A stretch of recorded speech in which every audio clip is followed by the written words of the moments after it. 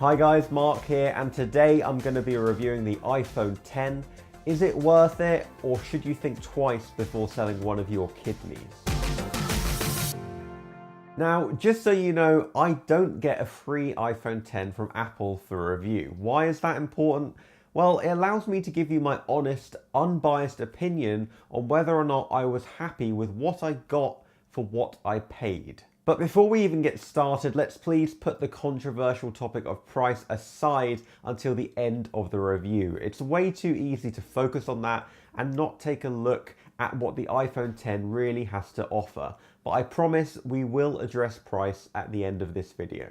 So firstly, what's new? Well, Apple's first ever OLED edge-to-edge display is the main headline and selling point of the iPhone X. But that expansive screen has meant a few mandatory changes. Say goodbye to the iconic home button and hello to a brand new set of gestures to learn. There's also now no Touch ID, but then there's the introduction of Face ID instead.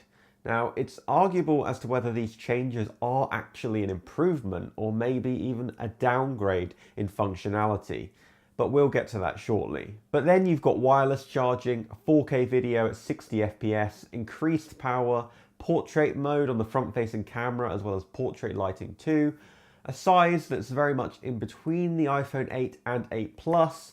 There's certainly enough to grab your attention there. Oh, and how could I forget the ultimate game changer, animojis. So now you know what is new. What isn't new? Well, the camera bump is back, and believe it or not, it's even bigger than it is on the iPhone 8 Plus. That's pretty astonishing, bearing in mind that the iPhone X has an even smaller body. If you don't have a case on your iPhone X, it's very noticeable as you hold the phone in your hand. You can really feel it. But with a case on, it's not really an issue at all because most cases will be flush with the camera bump anyway. Of course, there's still no headphone jack, but you do get Lightning connector earpods with the iPhone X and a headphone jack to Lightning connector adapter. I use AirPods now anyway, so all of that isn't so much of a big deal for me as it was, say, a year ago. So to be honest, my first impressions weren't exactly what I'd hoped for from a smartphone at this price point. Whilst of course the iPhone X looks great from the moment you open the box, my device shipped with 0% battery. It was dead on arrival and immediately needed resuscitating through charging. Really, Apple? At this price point, 0% battery. Then when setting up my device, I was greeted with an error, device unknown, please contact Apple, and no way of really proceeding. It was only after I was pretty much forced to turn my phone off and on again that it cleared the error, but safe to say things weren't off to a great start. After setting up Face ID, which is literally just a quick circle of your face a couple of times, I was in. And what hit me first was the 5.8-inch Samsung manufactured OLED display, which is incredibly vivid with striking colours. I noticed that Apple were actually pretty sneaky and set me up with a wallpaper that disguised the notch at the top of the screen so that you get that instant wow effect. Well played, Apple. Well played. The build quality of this smartphone is impeccable, as you would rightfully expect at this price point. On this silver model of the iPhone X, the screen is cladded with chrome and the glass back reminds me of some of the original iPods from back in the day. The chrome is a little shiny for my liking, but needless to say, aesthetically it scores top marks for me. So let's talk a little bit about the iPhone X's biggest selling point, quite literally, the screen. The visual impact of the edge-to-edge screen is pretty instantaneous, and you begin to appreciate it from the moment you pick up the device. But let's stop and be honest here. Is it really bezel-less though? That thin black line around the screen says otherwise to me. Granted, it's one of the less noticeable bezels out there.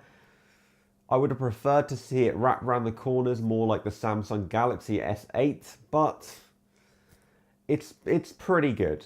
I should also mention that the screen isn't technically bigger than the iPhone 8 Plus, but it is taller. That means that a lot of apps won't be optimized for the iPhone X for quite some time, with many apps still showing a digital bezel instead of making full use of the iPhone X screen. Google Maps is a great example of a digital bezel, and stories on Instagram occasionally looked awful and stretched at the time of recording this video. The slow reaction from app developers to utilize the iPhone X's full screen is a little disappointing, to be honest. It really sucks a little bit of the excitement out of owning this phone from day one. One thing that disappointed me was when I was looking at the iPhone X screen at an angle while Becky was using it. I couldn't help but notice this weird color change. I honestly thought it was just my eyes, but it turns out it wasn't. Like all OLED displays, the screen shifts colors slightly when you look at the screen from different angles.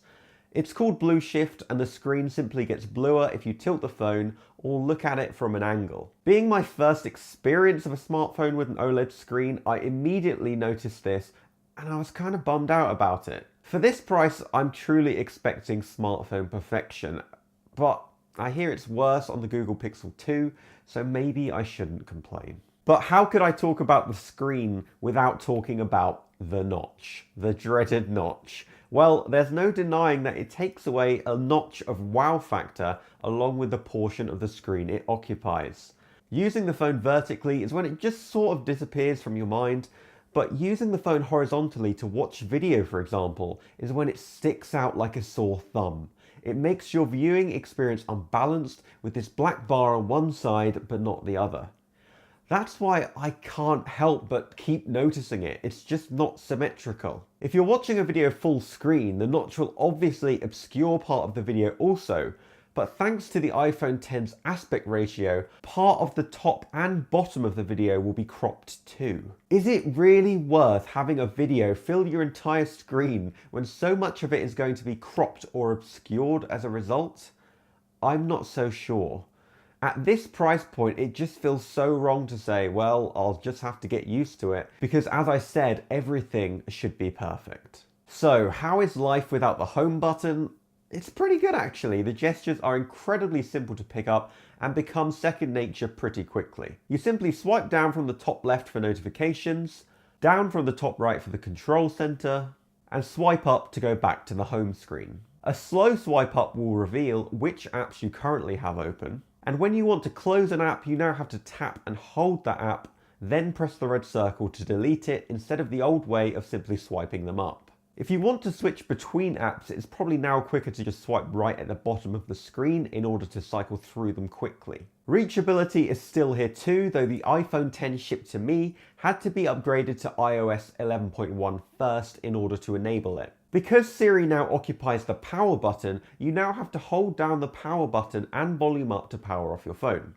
No big deal or great loss there. A screenshot is also executed by pressing the power button and the volume up button once. It really surprised me how there really is no compromise in losing the home button. The gestures are great and get full marks from me. So, with the iPhone X's edge-to-edge screen being a simultaneous nail in the coffin of Touch ID, how does Face ID shape up as a replacement?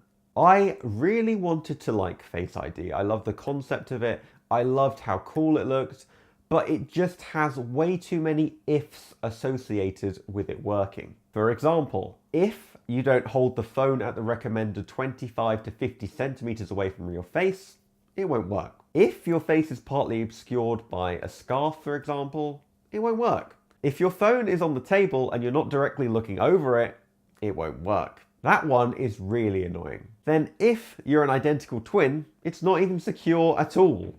And granted, this only counts for a very small percentage of failed unlocks, but given that Touch ID was so much more reliable, that just makes Face ID seem like a bit of a gimmick, which might actually be worse than Touch ID. It feels more like a compromise of losing the home button than a clear upgrade from Touch ID. With every failed Face ID unlock, you now have to input a 6-digit passcode instead of the traditional 4-digit one, which only adds insult to injury. The battery life is great on the iPhone X, though surprisingly not quite as long lasting as the iPhone 8 Plus. It is, however, on par with the iPhone 8 at around 8 to 9 hours of battery life, compared to the iPhone 8 Plus's 10 to 11 hour battery life. Using the charger out of the box, the iPhone X takes the longest to charge out of any smartphone at 3 hours and 9 minutes. However, that charging time is likely to improve later in the year when Apple release an update which allows for fast charging. That way, you'll then be able to use either a wireless charging pad with fast charging capability, or pick up the Apple USB-C charging brick and a USB-C to Lightning connector cable. It's not going to be cheap. Lastly, the camera. The iPhone X has one of the best cameras of any smartphone to date with a DxOMark score of 97. However, it's still second to the Google Pixel 2 overall, which has a DxOMark score of 98. Yet the iPhone X did beat the Pixel 2 in the still photo category, offering excellent exposures outside as well as in bright light. It seems obvious to say, but I upgraded from an iPhone 6s, and the increase in quality of the photos is instantly noticeable. Though the front-facing camera of the iPhone X is better than ever with the ability to use portrait mode for selfies, the images from the Google Pixel 2's front-facing camera are noticeably better than the iPhone X when compared side by side. The quality of the front-facing camera may not bother you too much, but as I keep saying, at this price point, the iPhone X really should be excelling or equaling competitors at the very least in every category for me. So, is it worth it? As always, this mainly comes down to, is it worth the money? And at this time, Apple have made this a very, very difficult thing to justify. And now we finally get to the elephant in the room, the price. What can I say? It's Apple's best iPhone ever, and it is undoubtedly worth the upgrade from previous models. There's no debating that. On the other hand, I'm not sure any smartphone is worth this money unless it reinvents the wheel, which the iPhone X definitely doesn't, and it doesn't really even try to. But it is still Apple's best iPhone ever, and its slightly outrageous price tag doesn't take that away from it. That's the good news. So, the $1 million, $1,000 question, is it worth the money? Well, I won't even begin to debate whether or not the price is justifiable when compared to competitor models and competitor prices. It simply isn't, and there's nothing else to say about that. It offers very little that's new to the smartphone world, and certainly not much that the Samsung Galaxy S8 didn't already offer. To top it off, it fails to beat competitors in nearly every category, like battery life, charging time, video quality, to name a few. That means you're literally paying more because Apple. That's it. There's also a bunch of introductions to the iPhone X which aren't even an improvement at all, like Face ID, the unsightly notch, the aspect ratio which crops all videos at full screen, and Blue Shift to name a few. Heck, my iPhone 6s didn't have any of those problems, and it has a headphone jack too. If you're unfortunate enough to like Apple products like me, you're probably used to paying the price for it by now. That's what I call the Apple tax, but Apple are really stretching my limits as a consumer of their brand. I don't buy Apple products for value for money, but instead I expect unparalleled innovation and untouched build quality, but the iPhone X is certainly lacking in the innovation department. Whilst I don't really regret buying the iPhone X because it is, ignoring the price, a great smartphone. I could have got better value for money, but that doesn't take away from this being a great phone. But the outrageous price tag sort of undermines the excitement of enjoying owning this phone. To be honest, if this phone had a more competitive price tag, I probably wouldn't be so hard on it. But if you're charging premium price, I'm naturally going to raise my expectations, and I don't think that's unreasonable. The bottom line is this: it's Apple's best iPhone ever, but somehow it's still a seemingly impossible purchase decision to justify. It doesn't reinvent the wheel, and for this price, it probably should. So that's all for today. Thanks for watching. Please give this video a thumbs up if it helped you, and subscribe for tons more tech reviews. Why not leave your review of the iPhone X down in the comments below? What did you think of it? Did you buy one? If you didn't, what put you off? As an owner of the iPhone X, I'd be happy to answer any questions that you might have before you commit to this incredible investment. Just let me know in the comments below. Anyway, guys, that's all from me today. Until next time, Mark, over and out.